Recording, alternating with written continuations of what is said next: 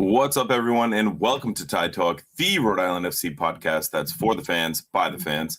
I'm your host, Matt, and whether you're a day one sicko or new to RIFC, you found your home. Every episode, we're breaking down the latest from Rhode Island FC, the matches, the moments, the players, and everything happening in and around the club.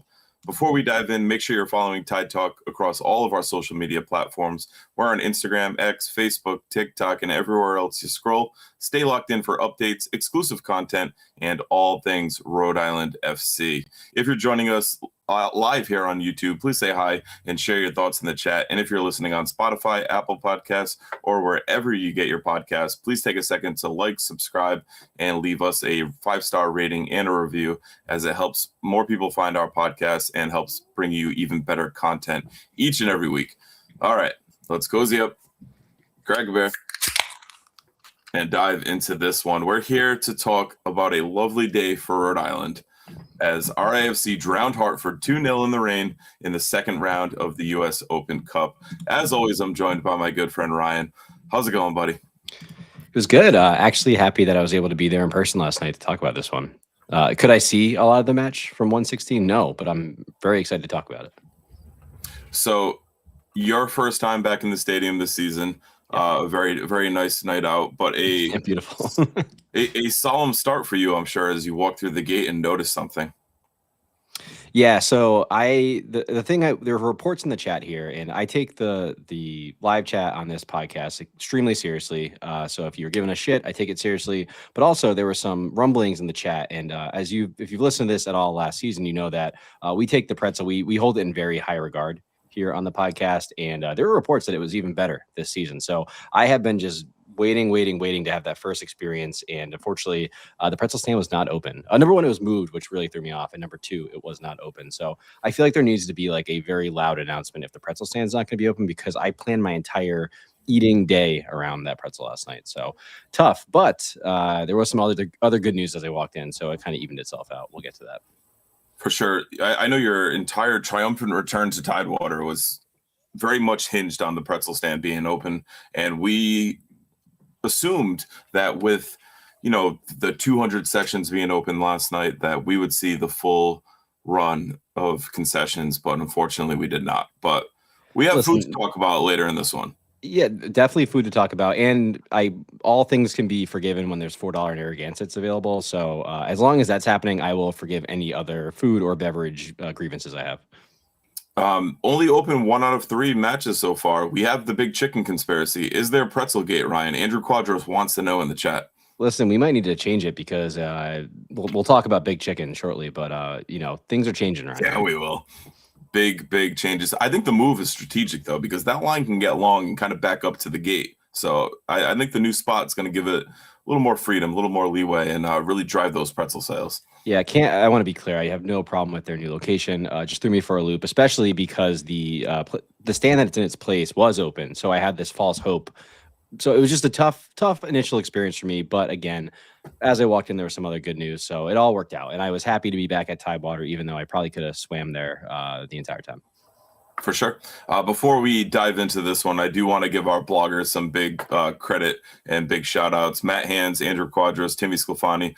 Those 3 dudes cranked out 4 blogs since the final whistle of last night. Pretty amazing stuff. Our website and blog views hit an all-time high last month, so I assume that'll actually be eclipsed this month. So great work to all those guys. I just found out we had a website. Didn't even know about it. But awesome job to those guys and the work they do and the content they create day in and day out. Absolutely. And I know you dabble in it at times, but this 24-hour window was truly impressive. No, I was talking to the guys beforehand, and there's some days and some weeks, like these weeks where there are multiple matches that we all do this in our spare time. It's a grind. It's a grind. It's for free. So like it's one of those ones where, like, when you see all the different kind of blogs hitting their spots in terms of like getting out on time, being really high quality, it's always nice to see when the team's firing all cylinders. And big shout out to all the Tide Talk crew. I absolutely love it. Gator's got an interesting one in the chat. The lack of pretzel is on the fans, not the vendor. Gator, please elaborate on that. Yeah. I'm confused. I'm thoroughly confused by this take. The people want the pretzels. We all need to show up. Yeah. I don't know. The thing, one thing going back to you mentioning that the 205 section was open, like the 200s were open last night. You wouldn't know it except you could just see Matt Hands up there basically by himself, which I just got a real kick out of the entire match. I sent a picture in our group chat. He very much reminded me of the Bayern Munich Alliance Stadium with the white T-Mobile, where they all wear the white hats, the white shirts, and all that to make the T-Mobile logo. And Hands was one with the F in RIFC. Yes. You could say he put the F in RIFC last night. I mean, as he always does. Let's be honest here, folks. And another blog coming pre-match for Detroit out tomorrow. So unbelievable. The grind doesn't stop, folks, both on and off the pitch. I 8x zoomed on him when Sarah was standing next to me in 116 near the end. It was in the 80-something minute, and he was not blogging yet. So I was actually very surprised on that one.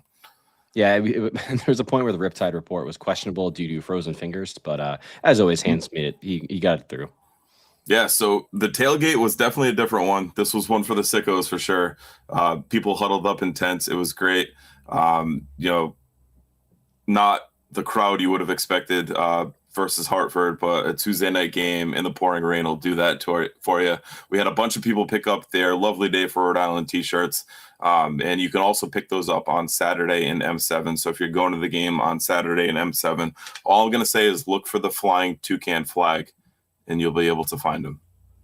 So I'm so sad I'm going to miss it in person. It's going to look unbelievable, that flag. That is X marks your spot for that. So look for the flying toucan flag, and you can get your shirt. If you ordered it on to be shipped, we'll get those out as soon as possible as well. So those are coming too. Just kind of sorting, getting through the initial pre-orders, and we will get these shipments out as well. If you ordered it to be shipped and you want to pick it up on Saturday, shoot us a DM on any one of the socials. Let us know, and we can help you make that change pretty easily. Pawtucket J said good quality. Sure. Thank you very much. He picked one up. Not on a pre-order. I'm shocked Pawtucket J didn't pre-order the shirt. It is a banger, but it is a very, very nice shirt. Wearing it now. Not the best model, but there it is for you. All right. Let's talk the match as RIFC downed Hartford 2-0. I like how you went with the starting 11 graphic on this one rather than the broadcast screen pull, which is usually I don't even know what word to use for it in trying to figure out this one. Well, I mean, this one, there's no way to rewatch it, so I had no choice. But I have to give the team a shout out. I absolutely love these graphics, and actually pulling it and putting it together, it looks unbelievable together. So shout out to the social team, graphic design team who pulled this off. Is it not on rewatch on Paramount Plus? I know that's where it was live. I just didn't attempt it because I was like, there's no way they have a rewatch feature there, but that would make a lot of sense. So yeah, that's a good preview for this podcast. There you go. So the starting 11, Koke Vegas, captain in net, Aldair Sanchez, Hugo Baccarat, Dwayne Atkinson, JJ Williams, Pity Rodriguez, Noah Fusan, Kevin Vang, Nikki the Fish Scardina, Karifa Yao, and Hamidi Jope. What did you make of this one, Ryan? A little bit of rotation, kind of some players we expected to play based on suspension and needing minutes, and suspension looming and not getting minutes on the weekend. Yeah, I think you put it perfectly there. We saw JJ Williams back, which was great. He obviously hadn't played due to suspension, so he was back in. Great to see Giop back in. He had been out injured. We saw him briefly in the last match, so nice to see that he's kind of picking up fitness as he kind of progresses in his recovery. Seeing like Busy and Noah starting, I think was great. They haven't gotten a lot of minutes. And then Kevin Vang being kind of that third midfielder. Nice to see Clay, who's basically played every single minute so far, get a little bit of a breather. And then you had Hugo next to him, who, is going to be suspended for the match on Saturday. So not surprising to see him in there. So definitely a lineup that you could say we were taking this seriously, but we weren't taking unnecessary risks going into the match on Saturday. For sure. Matt Jean says in the chat, the bigger conspiracy that's going on is that we are 2-0 when Vang starts. Was Vang the biggest surprise in the starting 11 for you? Probably, he's never played against USL Championship opposition, really. So I think throwing him in against Hartford, even though, you could guess that they might rotate in this one, it was definitely, I don't want to call it a gamble, but it definitely was something that was new, kind of an evolution of his role on this team. So I was honestly really excited. His performance against in the last Open Cup match was fantastic. So seeing him, if he could kind of translate that to the USL champion level against Hartford. And quite frankly, there aren't really other options to play in midfield in that pivot right now. Right. So, the best ability is availability. And right now, Kevin Vang has availability. So, excited to see him in there, excited to see what he can do. And I think it really paid off. Yeah, Coach Almeida says Vang with the corner, pretty good. We'll talk about Vang after we play that clip too. And Irvin mentions Vang is the secret to win. So Pawtucket Jay also says extremely happy to see him play. But early thoughts on this one, Ryan. I know your arrival was a little delayed, but quite impactful. Yeah, I mean, I take full credit for what happened, but yeah, as I was walking into the gate, I hear we have a Chick-fil-A corner kick, and I, all excited. And then as I'm walking in, just the horn starts going, the flares, the smokes go off, and they scored. And it was so funny. So I was walking to the season ticket tent because they had awesome ponchos. Shout out to the team for that. And Laos just goes, "Big chicken," which was so funny. Love it. So my arrival, while I was sad about the pretzels, was awesome because I was informed we will be getting some free chicken. 2 Open Cup matches, 2 corner goals. So to the point of this match so far, you can't say there at least hasn't been some improvement there. Fantastic stuff by Vang, which I think we have the video in a second. But really, really nice work by the team and very exciting way for me to enter the stadium. I don't want to take full credit here, but I definitely want to take some credit. One thing I will say with the lesser crowds, if you will, and I know the club announced this one at 4,857 people in attendance, which is farcical at best. Maybe that was the amount of the season ticket holders that were given out, plus any additional, the 4 to 7 Hartford fans that made the trip. So actually, can I say something about that really quick? Sure. I have an opposite take on the Hartford stuff. There was a surprising amount of Hartford fans. There wasn't like 1 billion of them, but there was probably 20 or so, and that was 20. They were sneaky. They were sneaky scattered. There was definitely some people in 117. I noticed an NYCFC track jacket with a green hoodie underneath. So I assume that was Hartford just based on context clues. But, definitely give them credit for sticking it out, the people that did make the trip. But I think it kind of shows what, if you look at a cold, rainy night in Lewiston, Maine, what Rhode Island FC fans and the Defiant 1636 brought to Lewiston versus a cold, rainy night in Rhode Island. What Hartford fans brought. I think there are definitely levels to this. So I do think we have to give them, the ones that went, give them credit. But I do think there are levels to this. I will never disagree with that take. They are absolutely not in our level on, off the pitch, around the pitch, anything like that. But, again, shout out to those 20, 30 maybe people who showed up. Wasn't a fun night for anyone to be out there. But, also, happy they had a really sad ride home. So one thing I did want to highlight that I've really liked in the Violence game and the first half of this game is did you like that? I was too afraid to say Violence. Of course, figured it. You needed me to say it first. Yes. When Labanda's not there at the start or not there in to begin the match in full force, the one big European style drum at the beginning I think is an awesome alternative to that. It really gets more people involved. I think when the band's at full tilt, people kind of let the band do their thing and they're a little less focal. But I think with that one drum, I think the voices really cry out. The chants really, echo throughout the stadium. The lone man in 205, the F in RIFC, could clearly hear the chants. He told us, he who will not be named. But I really like that touch. I think this is a really nice touch, and credit to Irvin, who was banging on that drum for the first 45 minutes, and others who hopped in as well. But I think that's a really cool kind of change of atmosphere.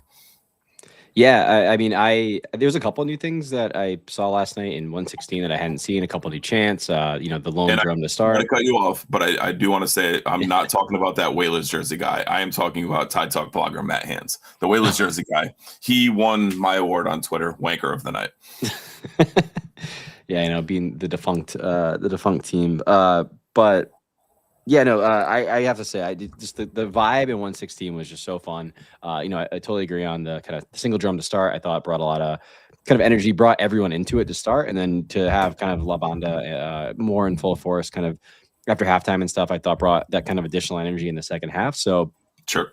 Overall, I had an absolute blast in 116, as I always do. And I think if you're someone who maybe has been to a match but hasn't been down there, or someone who might want to go to their first RIFC game and see what this is all about. Those are the cheapest tickets in the stadium, but also I think the absolute most fun you can have at the game. So go check it out. It is general admission. Even if you have a ticket from somewhere else and it's not a match that's completely sold out, get on over there. There's always room for you. Always room for you, and it's a ton of fun. So go, and obviously go experience the Defiance. Go talk to them. Find them at the tailgate. It's an awesome group. To your point about the Hartford fans, Andrew Milko says, I was given my neighbor's Loge tickets for the evening and was standing near the Hartford fans, and they were really giving it their all. So good work to them, but also enjoy your cold, wet ride home. And excuse us, Andrew. Sorry we were not able to join you in the fancy pants seats, but very nice. Glad you got to stay a little dry for that. But let's kind of get back into the match and what that looked like. Thoughts on, you arrived right at the corner, right? Yep. Right, literally as I was walking in, the corner announcement went off and then they scored. Yep. So before that, I'll use a Ryan Healy term. Field tilt was looking good for Rhode Island FC. Hartford had, beat us on possession on the night, which we'll talk about a little bit later. But the ball was always tilting towards that Hartford goal. And do you want to take us through your first steps in? You kind of mentioned it earlier on, but we can relive that and then we'll take a look at the goal. Yeah, so I heard the kind of Chick-fil-A corner kick. I heard the chanting for "We Want Chicken," and moments later I heard the horn go off, Psycho Killer playing, smokes, and people yelling at me, "Big Chicken." So you absolutely love to see it. Love it. And Nateski says in the chat, and I'm sorry I missed this in the opening, happy birthday to Chip. I gave Chip a really big birthday hug, the birthday sash and all that. Very, very well done. Nice touch. But we'll shift gears a little bit. Let's take a look at the opening goal that gave RIFC the 1-0 lead in the 12th minute. As Kevin Vang takes the far flag. The in-swinger, served in, headed down, still loose, they score!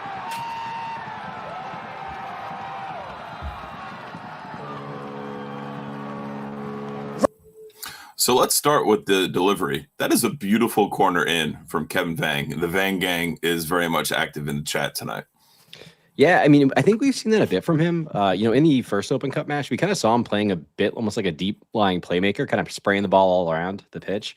And then I think actually Andrew Quadros in his blog today compared him to Andrea Pirlo, which was a beautiful touch there. I know Timmy was hurt after the recent exploits of the Italian national team, but yeah, I mean, he's definitely someone, I mean, even when we're lining up on free kicks, when he's in the game, he's one of the players over the ball. So someone who has a lot of touch, and we can get to Kano's comments after the match, after your question to him about Kevin Vang. And, I think he definitely has like the technical ability to play. I think there's just some other deficiencies in his game that makes it a little harder for him to kind of make the full step up to the championship. But, I think throughout the night, we saw a lot of good stuff from Kevin Vang. And I think this was the first of it for sure. Yeah. So a really nice ball in. A very different tactical approach to the corners. It wasn't the gaggle of dudes. It was JJ running off some motion and a beautifully laid off header from JJ as Aldair slots it home there. So I know you are mini Arteta over here and you love talking corner kicks. What did you think about the tactical difference we saw on this one versus what we've seen so far this year and even throughout last season? Yeah, so I was gonna potentially wait to bring this up until the next one, but there's definitely a new routine, and I'm very excited about it. Before it seemed like we would just kind of stand there, and then maybe one person would be making a run, and that was kind of it. And I just never understood that. We'd also be a little spread out, but they're kind of. I mean, I don't want to. People are gonna boo me in the chat, but it is similar to like the Arsenal style corner kick, where people are lining up on the back post and they're all moving as a unit, kind of across, creating that chaos. And then you have the one person kind of making the run as the target man, which was JJ in this case. So I absolutely love it. It's like, I think the thing that has been bothering me about corners is like, there's a lot of really good examples of teams that are being accused of like basically cheating on corners. Like, let's try some of that. And it seemed like they were trying a bit of that tonight and last night. And I absolutely loved it. Well, this wasn't a blatant attempt to foul the keeper in the process. So there is a difference. Listen, there's movement in the box. Yeah, but so it's being brought up in the chat. So welcome back to RIFC Nation, the original version of Tide Talk, where I talk solo about this team for a few minutes. Welcome back, Ryan. We did have to remove him, but it's a really good peel back from JJ, puts it on a plate for Aldair, who slots it home. And if you've listened to Tide Talk at all from last year, you know how high I am on Aldair. So it was good to see him get his first RIFC goal. I think he's a menace on the field. He just creates chaos out there, and he does such an awesome job.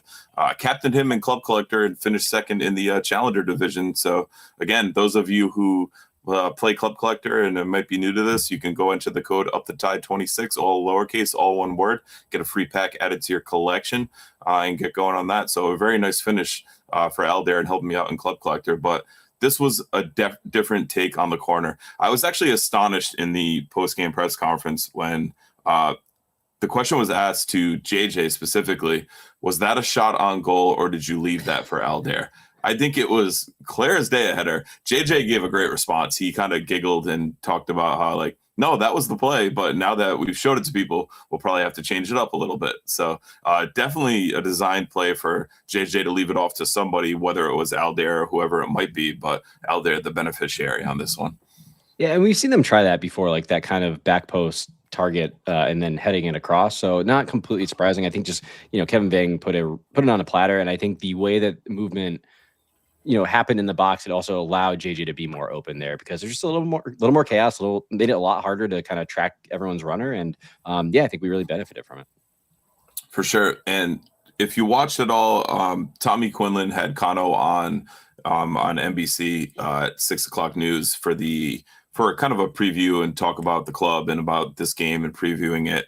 And he talked a lot about what we've talked about recently on here of, game management and what happens in those 5 minutes after you score a goal. And we've seen time and time again this season, RFC has conceded a goal right after scoring within 5 minutes. And, Connor referred to that as game management, and you have to be focused, and it's about the next 5 minutes and always being up for it. And we saw a very strong response from this Rhode Island team. Connor loves to press, loves to counter press, and they kept that up. And they, like I said, field tilt was very much in favor of RFC in this one in the first half, for sure. It kind of balanced out a little bit in the second half, I would imagine. But the play after the goal was much different than we've seen from this team throughout the season early on. Yeah, it was a really focused effort last night. I think one thing we've been pretty critical on the team this season, especially on the defensive side, is just what felt like uncharacteristic compared to last season. Just kind of concentration, defensive mistakes, just kind of almost like playing with their food a little too much. And I think last night we saw almost none of that. The team was really focused, really dialed in. You could tell, with the RFC being defending the goal at 116 to start, you could really see the intensity. Like those guys shielding balls out of bounds. They were all going in. The challenge is hard. It was a very good defensive effort, and in a back four, which we haven't really seen them play with Scardina and Aldair on the fullbacks, and then Giap and Yao in the middle there at center back. So I'm a big back four guy, and I like that we now have pieces where we can truly deploy that, and it's not like a weird mishmash of guys. It is two true fullbacks and two true center backs and a righty and a lefty, which I really like out there with the really good balance. So overall, really good stuff. For sure. And, that 5 minutes was saw out really well. And then 18 minutes after the first goal, RFC was able to double their lead with the final goal of this one, take that 2-0 lead, which they carried out to the end with this goal here. 12th, their second at the half an hour. First one far side, this one near. Served in, still loose, headed down, off of the line. It's still available. Did it cross all the way through? They say it's a goal.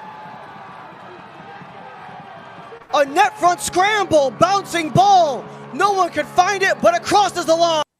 So another beautiful ball in. Pity Rodriguez with the awesome in-swinger on this one. It's amazing that after that first corner, you leave JJ pretty much unmarked on this one. He was in, acres of space to head that in and help see it over the line. But again, that big group of of guys kind of running across as a unit really creates chaos, and it allows JJ to kind of to sneak out, almost like he has like 4 screeners in front of him. He kind of pops out, and he's right there for the goal. So 2 great set piece deliveries. Those are put like really on a plate, exactly where they were supposed to be. And then JJ did a lot of work there to get that one both down and on goal, which is great to see. And nice to see him kind of get the payoff there, especially after he did such a good job assisting the first one. But overall, very happy with kind of the updated tactics in the corners, and long may it continue. But Matt, someone did bring this up to me at halftime. We have now started scoring all these corners after my tinfoil hat was thrown away, or tinfoil bonnet. So is there something that has happened because the tinfoil bonnet was tossed? So that is a very interesting take and a great segue into I didn't even know this the was next slide. So Ryan made tonight's slide deck, and then Matt went in and edited and made a couple extra slides. So let's talk Big Chicken. So the tinfoil bonnet might be a part of this. It also might be a part of the low attendance again. Was Hartford getting some kind of kickback from Big Chicken for this and allowing those 2 corner goals? I also, before we begin this conversation, if you went and claimed your free chicken sandwich or sandwiches, I want you to let us know about that experience in the chat, because we heard early rumblings in the Defiant 1636 Discord that people were only getting 1 sandwich for this, when the RIFC tweets and posts and everything that went out post game talked about how when this second goal went in, that's 2 free sandwiches for you tomorrow. So was there a conspiracy in getting that second chicken sandwich? I left school after school and picked up my free chicken sandwiches and was given 2. I did get my 2. I was solo, so I only got the 2. If all 4 of us in the car, we could have left Chick-fil-A Attleboro with 8 chicken sandwiches. That would have been amazing. Absolutely outstanding. It's just beautiful. I'm going to be honest. I can't imagine after last season they ever even thought to consider briefing them on what happens if 2 goals go in. So I would assume they just forgot to even tell them that this was even a possibility after last season. So I cannot imagine that 2 chicken sandwiches was ever even fathomed or brought up to the frontline team there. So I do understand why there might have been a mix-up, if I'm being honest. For sure. And like Pawtucket Jay says, you needed a body for each chicken. So I wanted to bring the whole family there and collect all 8 free chicken sandwiches, but just not feasible with the afternoon that we had.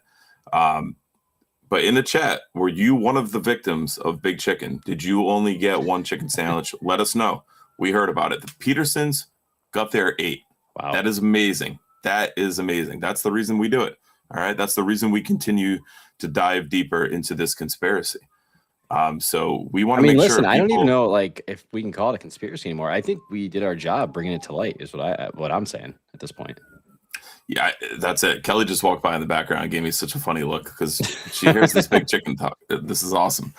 So just want to make sure people are capitalizing on their chicken. And this is a promo that the Providence College men's basketball team runs with them with chicken giveaways. So chicken giveaways are real, but the RIFC take on it does have a little bit of a dark twist to it. So not hearing from anyone in the chat just yet on whether or not they were stiffed and only got the 1 free chicken. But Ryan, the bigger take on this, like I mentioned earlier, was this an attendance-based issue? Is that the only reason we saw double chicken on a cold, rainy night in Pawtucket? Listen, there's been 3 corner goals scored ever since this giveaway has happened, and they've been on the probably 2 lowest attended games ever. So I don't want to go. Listen, it's hard because we brought a lot of attention to Big Chicken. As we can see on the slide here, I put on a tinfoil bonnet and everything. I was fully in the weeds on the conspiracy. But listen, we've seen changes in tactics. We've seen some goals scored. Had they been on the kind of lighter attended nights of the year so far? Yes, but I have to tilt my tinfoil bonnet to the team and say it looks like there's some progress. Are they trying to bring me off the scent? I don't know, but I will keep on this, folks. I promise. I also wondered if as I was pulling up, and there was a sizable line with quite a few Rhode Island FC magnets on cars. I probably saw 3 or 4 magnets on cars while in line, and I pull up our group chat and I pop into the Defiance Discord and I see that people are only getting one chicken. Now I'm starting to get nervous. I'm like, fight or flight. Like, I'm going to fight for my free chicken. And I almost wondered if AI played a role in this. And the facial recognition software of a big chicken conspirator being on a podcast, and they saw my ugly mug and was like, hey, we have to give this guy the 2 chicken or else he's going to go talk about it tonight. I mean, if they knew AI was involved, I would have handled that one for you. So you were in the clear there. So Chick-fil-A AI might be a real thing. I don't know. I don't know. Listen, it's hard for me to, it's a tough night for me to be upset with Big Chicken. So I'm going to say. Yep. It sounds like Big Chicken is getting for Ryan. I mean, I didn't even go. I didn't even go. Dude, your last day of paternity leave and you didn't go benefit from free chicken. Were you afraid? Did you think there was maybe a plot against you? I mean, I my head's on a swivel at this point. You know, walking in last night after the school, I was a little nervous. So, yeah, I mean, God, like, who knows what's going to happen if I ever try to redeem? But I will someday, and I will shake their hand and thank them for their, thank Big Chicken for what they're doing for us. I love it. What other USL Championship broadcast could do or a podcast could do a multiple-minute segment on Big Chicken? Absolutely. I mean, the worst is that this live, when you did it the first time, my son was watching the TV, so he has seen. If his eyes work enough right now, he has seen this, which is crazy. Welcome to Tide Talk, baby, Healy. I love it. All right, halftime stats: Rhode Island FC. Hey, Matt, you notice the logo on the right there? Hey, it's blurred, so it's called professionalism. I give Hans his flowers in the opening with the blogs, but like, let's call a spade a spade. Not blurring their logo in the pre-match lookout. Sackable offense. I mean, one of the oldest Tide Talk bits of all time. And yeah, just an atrocious job. And he also admitted multiple times to thinking about it and then not doing it. So it'll be on his mid-year report. That's for sure. Incredible. Human resources are getting involved in this one. Tide Talk faithful. Tide Talk HR is an unbelievable idea. All right, we definitely give it. If you go take a look at any of the game day or preview posts that I did, there's a little subtle nuance. The Hartford logo is upside down, and that little red star that they have but didn't really earn is brown. So little subtle nuance for all of you guys. Just kind of throwing that out there. He's claiming that not blurring their logo was good juju for us to get the win. I'm not buying it. Yeah, as two guys who just talked about a conspiracy theory for the past 5 minutes, we do not buy your juju for talk. And Sarah has spoken. Coach for him for the week. Love it. Thank you for that, Sarah. So halftime stats were RIFC 47% possession to Hartford's 53. We outshot them 5-2, 2 shots on target, 0 for Hartford, 2 big chances for Rhode Island, 0 for Hartford. We completed 82% of our passes to 81 for Hartford, 4 fouls to 5, 3 corners to 3. Any other big picture thoughts on the first half, Ryan? Yeah, I mean, overall, I think the big thing that was something that we were keeping an eye on. If you read Matt Hans's Riptide report, you'll have seen that like Hartford this season have been just like 30% possession, counterattacking like crazy. They've been winning games that way. It's the coward's way to play the game, but they just basically don't want the ball and they want to counter on you. As you can see on these slides, and if you're listening on the podcast, Rhode Island FC had 47% possession to Hartford's 53. So we kind of made them come out and have to try to play. And I think it worked out in our favor. Our 5 shots there too, I think is a good testament to that. We did have the 2 big chances. Those 2 big chances were the 2 corner goals. So, while it was great that we were able to kind of, score goals via set pieces, I don't know that we necessarily completely outplayed them. It was a pretty I think the weather obviously had a lot to do with it, but it was a pretty kind of not I think we were the better team, but not much happened, and which is really the beauty of being able to score in set pieces. So kind of diversifying the way that you can score goals and create those chances, I think just gives you other ways that you can win, even if it's a game that's just kind of sloppy and shitty in the middle of it. For sure. It was brought up in the chat earlier, so definitely want to bring it up while we talk halftime here, but I think by far Hugo's best performance of the season. We've talked a little bit about him looking like he's kind of nursing something and not quite back to the player we all fell in love with last season and really bolstering the midfield. But Hugo had a very shiny one in this one. Yeah, he was kind of his old self of just kind of being all over the place, using just his size and speed and just ability to kind of get about, as well as just a little bit more polished on the technical side. So listen, it was his best match of the season, which I think it almost had to be. I love Hugo dearly, but like he has not been himself so far this season. So I think the bar was pretty low in terms of best performance of the season. But like you said, like much more in line with what we've seen. Technically a lot crisper, just kind of really dominating the physical aspect of the midfield, which is what you'd expect out of him. And I thought I have to give a big shout out to Kevin Vang. I really loved what he was doing all night. His ability to like really always be in the right position. I noticed, and he also was kind of coaching everybody around him, like where to go. Like he would slide, and he would almost like bring the other person with him. Like as he was sliding, he was kind of always just like moving to the right place. I was just really impressed by him, and I think Hugo probably benefited from Vang's very good positioning, where Hugo could kind of be more of the like roamer doing things, while Vang was kind of anchoring down and being kind of filling those gaps. So big shout out to Kevin Vang for being a great midfield partner last night.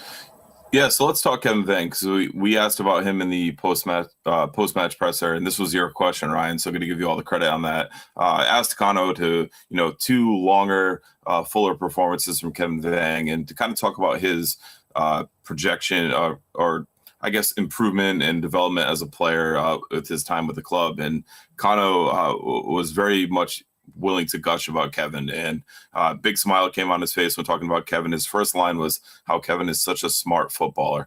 What he might lack in size and speed and strength, his awareness, his ability, the things he does on the pitch, like you mentioned, positioning, are just kind of key to his success. And his work ethic is second to none.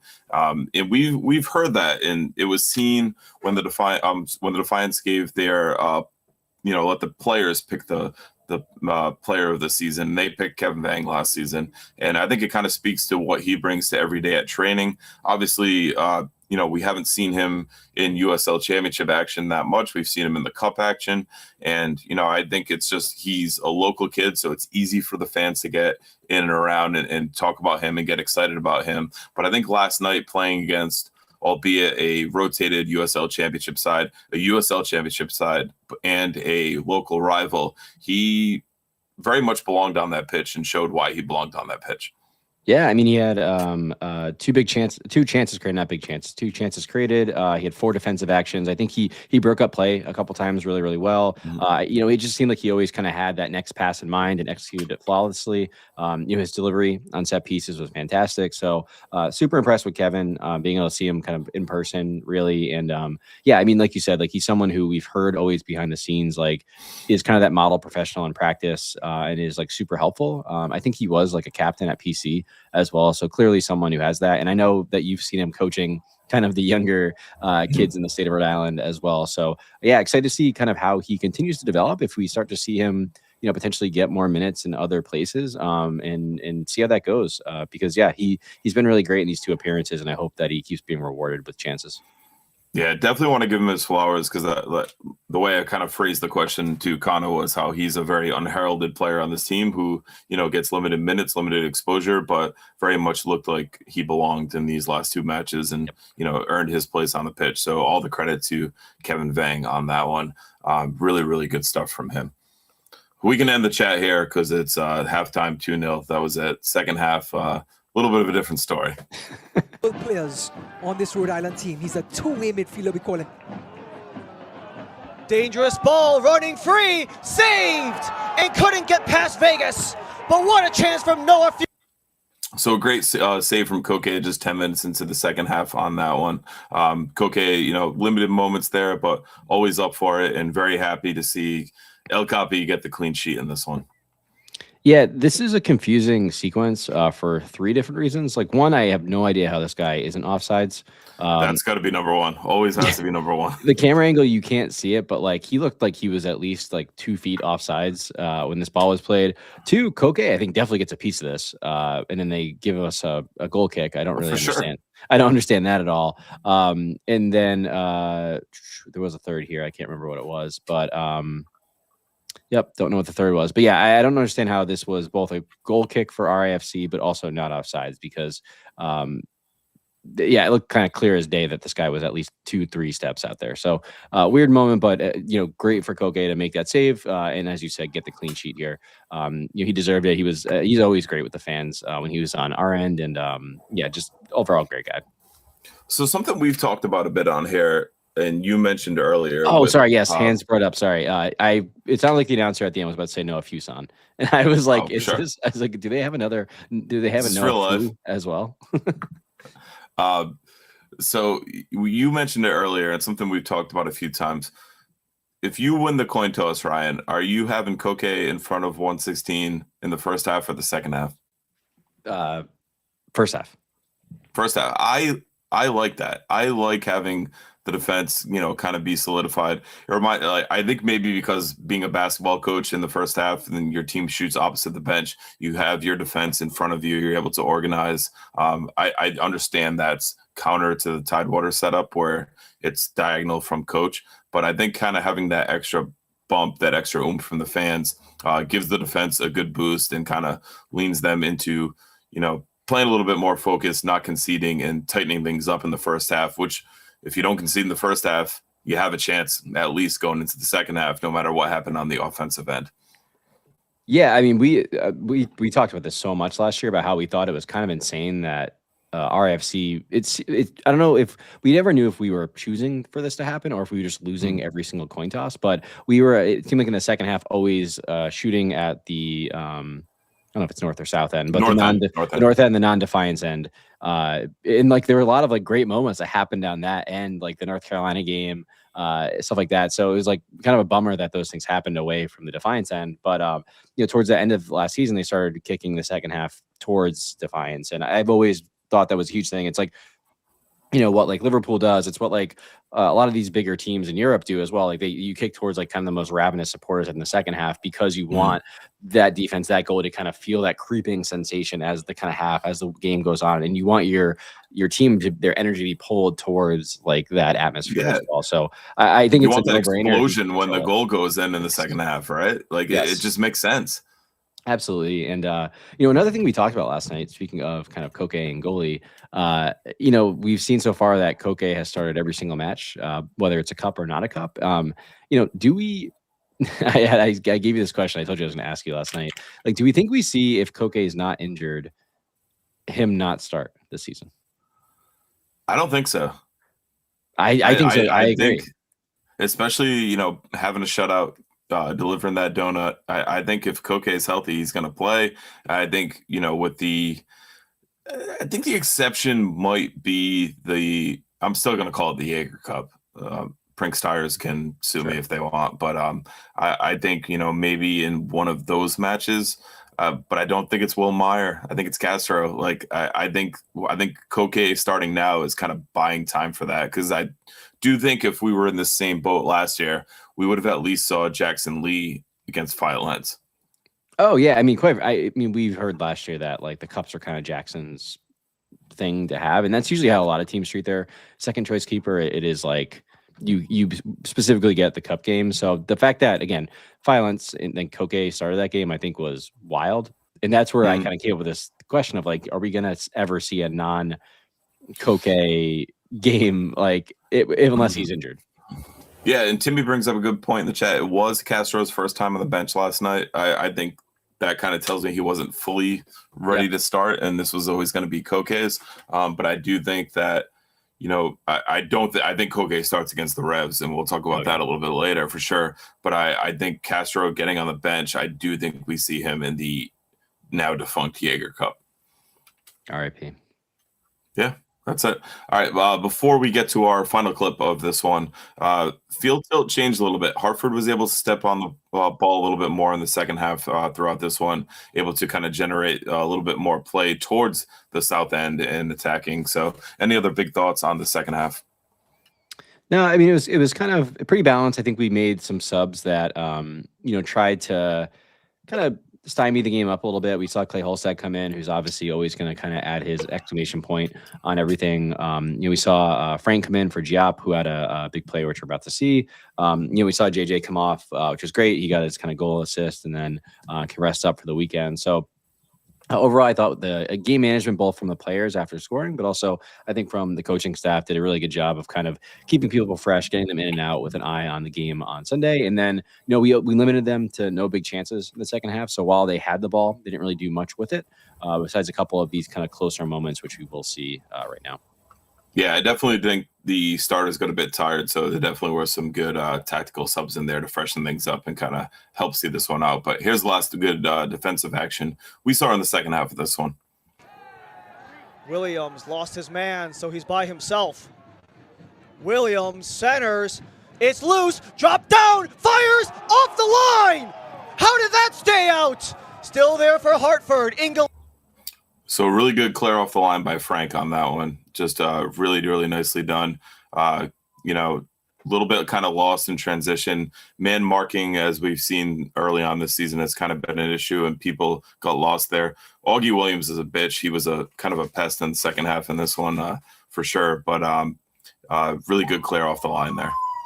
Yeah, and I think we adjusted really well. Like that's an amazing play by Frank, but like some of the names that they just brought up in that one sequence, like Augie Williams, Angelina, like those are their best players. So clearly they tried to make some changes to go for it a bit. And again, we saw those two great plays we just saw. One, which I think was still 25 minutes left at this point. So you throw those players on, you're trying to get yourself back into this one.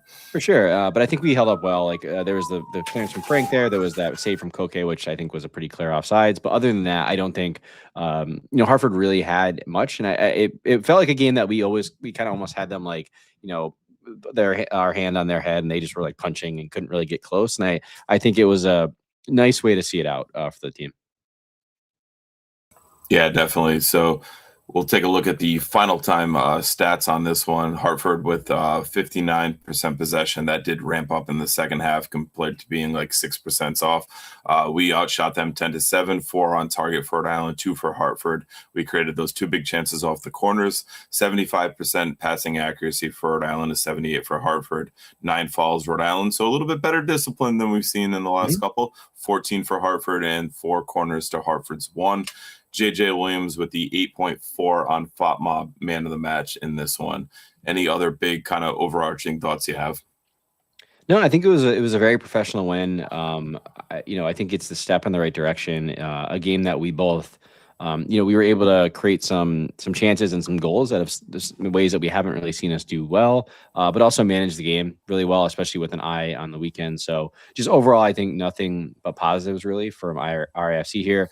This was a game that I think a lot of people were a little nervous about. With our form coming into it, we were not feeling super confident about this team, and the last thing you want to see is like a big a cup match against your rival. But luckily, the other side of that is if you do well in it, it could be a really positive thing to build some momentum. And coming out of this, you have to say, like, I think the mood around RIFC today is significantly better than it was 2 days ago, and going into a big kind of a match on Saturday against Detroit. It's 4-1 night. Should be a pretty good crowd. Really hoping that we can start to see this team turn the page from what was another very bad March into a much better spring here. Yeah, pretty well said. I guess the only big question for me in kind of thinking about this one and encapsulating it was, we did score the 2 goals off of corner kicks, but is the lack of a goal from open play concerning in this one for you, Ryan? Yeah, I mean, listen, we did a lot of slides and analysis last episode. So if you didn't see that, check it out back on YouTube. Great deep dive. It was a really good deep dive. It was a concerning one. It's one of those ones as you're making it, you're like, shit, this sucks. It makes you feel worse as you're making it. But yeah, like we're a team that's struggling to create really quality shots, and that didn't change tonight. But that's why taking all aspects of the game really seriously, such as corners, allows you opportunities to, while something isn't working, such as open play goals, you have another way to get at teams and defeat them. Also, when you go up 2-0 in the first half, the game is going to change a bit. Like you're going to probably go into kind of management mode versus, still going full throttle. I think it was like a pretty responsible thing. Also, the weather last night was awful. So, we'll see. Again, it's a step in the right direction. It is not like planting the flag, mission accomplished. There's a lot more for this team to work on, especially on the offensive end, but and defensively, we have not been good this season. And I think this was also a pretty assured performance there. So again, step in the right direction, not everything solved, but we need to start picking up momentum, and this was a good start.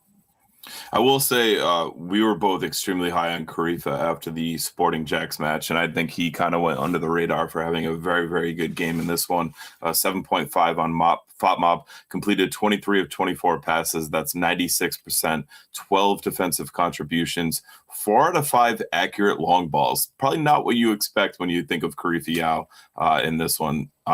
9 clearances, 5 headed clearances, 3 interceptions, 3 recoveries, 1 ground duel won, 3 out of 3 on his aerial duels won. Just a really solid performance from Karifa, who had a rough go after the home opener.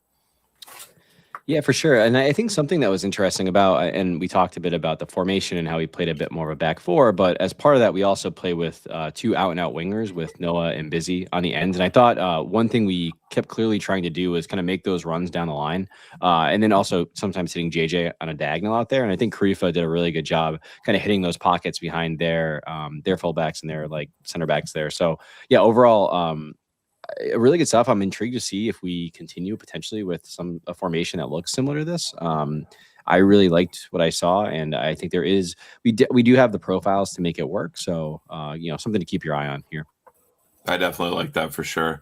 So let's switch gears a little bit and get your thoughts. So we'll share our RIFC in 3 and our good, better, and best from this one. We'll start in the Defiant 1636 Discord. Our good friend in the chat, they call me Gator. RIFC in 3, controlled opposition chicken. Absolutely love it. Good friend Leo with good individual and collective discipline, emotionally and physically. Better, continuing the home corner scoring streak with both goals. Best, dictating the pace of the game with combination of positioning and pace. RIFC in 3, no more ish. Ryan, I really like that kind of nod to the last cup game and this team being professional-ish on that one. Yeah, this was definitely, I mean, number one, we saw some people literally we think reprimanded for that performance. Kano did specifically call out that there was a lack of professionalism there. And the team definitely stepped it up. A lot of people might say it's because it was Hartford and the rivalry. As you saw in the press conference last night, I don't think the players give a shit at all that it's about the rivalry. I think it is. That was a forced billing on that one. There was a lot of questions about it being a rivalry game, and like you said, the players don't really give a shit. They mentioned how we play them 3 more times. Kano even kind of balked at it a little bit, but I think it's more for the fans than it is for them. Yeah, which hey, good marketing. We'll take it. And it was just very funny how much like it was brought up in the press conference, and just like not a single player was like, yeah, it's them. So yeah, I think it was more just like playing a fellow championship side, one that we've seen before. But we did see Kano's message loud and clear that like we need to act with professionalism, and I think it was a game that like I think everyone absolutely played to that level. Absolutely. Continuing in the Discord, Dave Audette's good was copious amounts of chicken. Love it. Better cup shutout at home. Best, sending Hartford packing. RAFC in 3, but by Hartford. Football God 1019. I hope you're listening to this episode. You keep trolling us on Twitter, and it really bit you in the ass on this one. So absolutely. Thanks for driving our views up. Really appreciate it. But Andrew Gomes, good to see him back in the country. Always good to talk to Andrew. One of the good guys to talk to in the tailgate and in the stadium. His good was Tiny Hands chant. His better was seeing more corner goals. Best, and he put parentheses, selfishly, first in-person game of the season. Sees pathetic go home in cup play. Same for you, Ryan. You could definitely piggyback on that best one there. Well, the other thing is there was some scuttlebutt on the show that I was the reason we were losing. I can't remember if it was because I was there or not there. I can't remember, but I was happy that I came back and we won. So that was nice. I think it was we beat Violence because you weren't there. I think that was the driving force. So very happy that we nipped that in the bud. And also I have to shout out Andrew Gomes for buying me a beer. Thank you for the $4 contribution, my friend. Very, very nice. His RIFC in 3, want more chicken. And I just popped in. So when I did pick up my free sandwiches, I did buy the boys chicken nuggets. They are more of the Nuggie fans than they are the sandwich fans. And Graham was actually playing my wife in FC 26 and had the box of chicken on the table next to the television. And anytime he scored, got a corner, he was chanting, "We want chicken," and he could eat a piece of chicken if he scored a corner goal. And I think he got one. So bringing the real life to the video games, epic. Absolutely love the junior hooliganism there. So okay, You got nothing.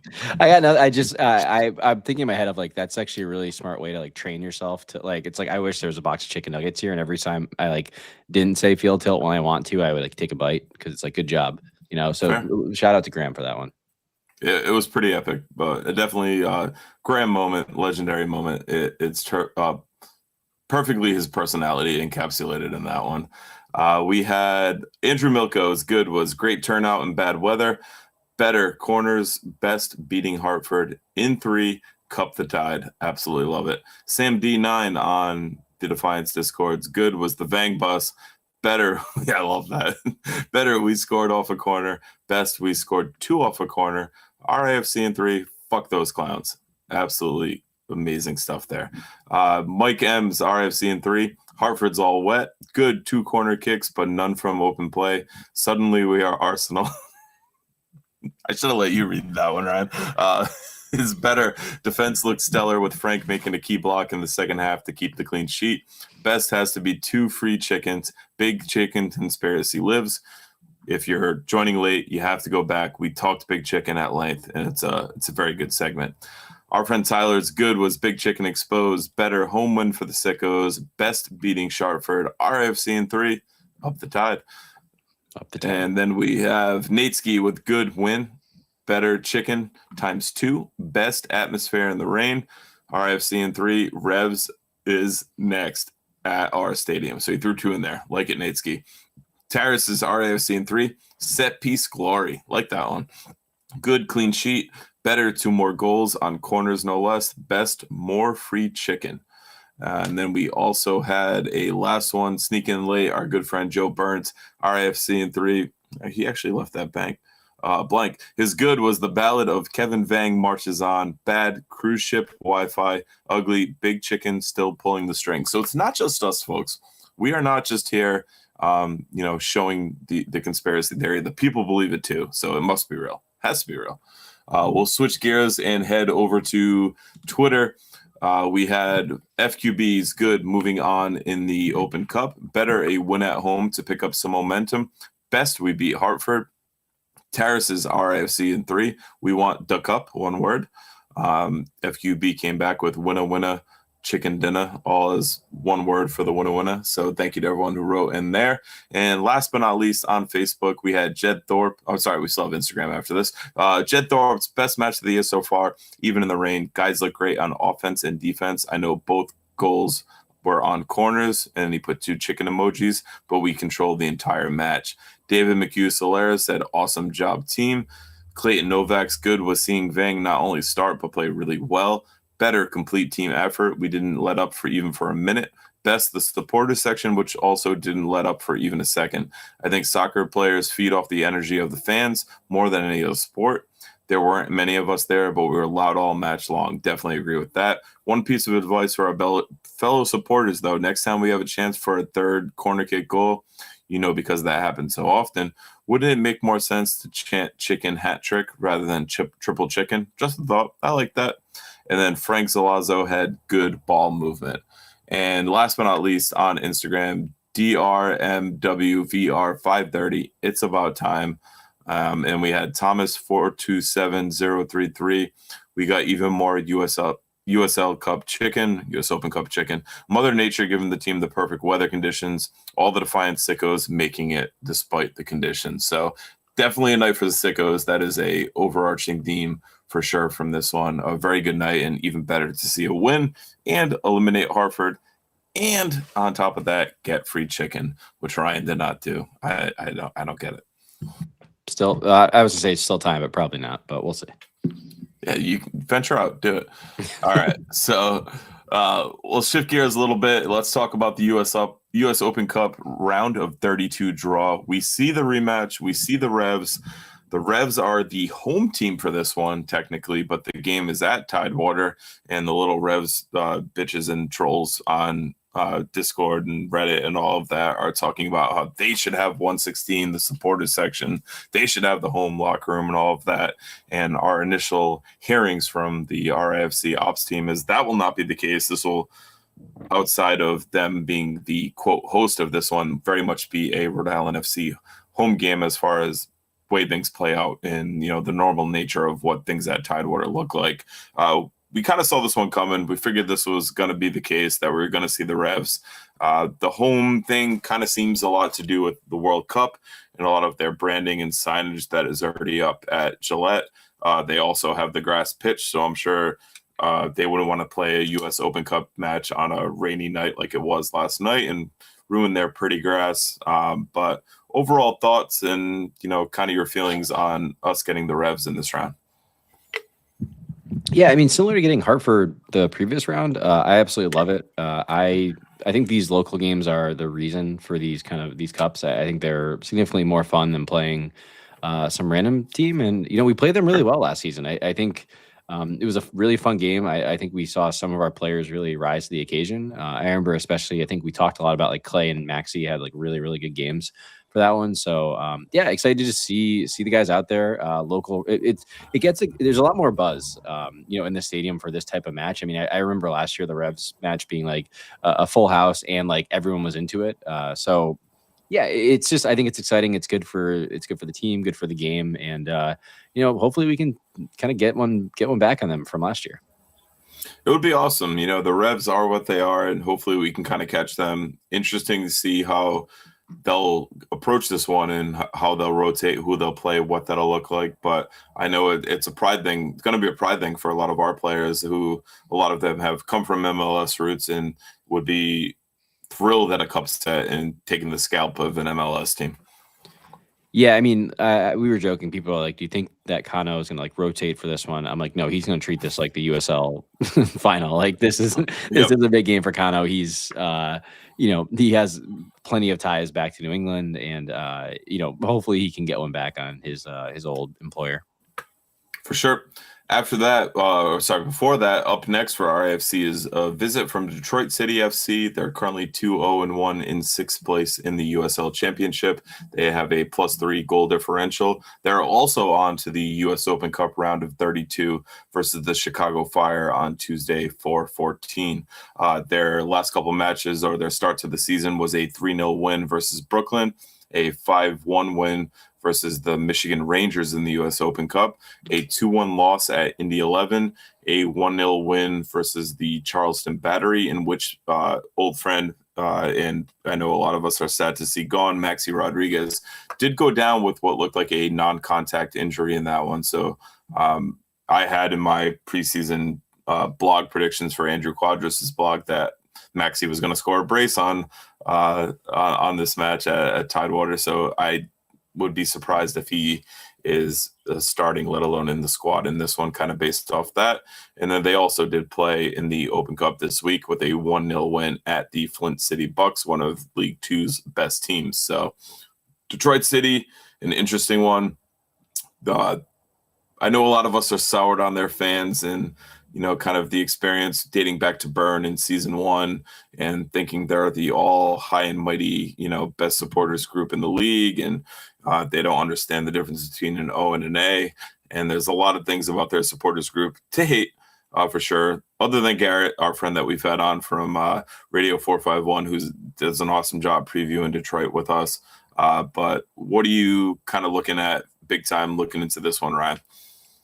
Yeah, similar to last season, Detroit has started off pretty hot. Not hot, but like pretty solid. 2 wins out of 3 so far. I think last year we faced them early in the season, and that was the Frank red card match, which they then kind of really suck it to us, and then they faded throughout the season. So will be interesting to see if we can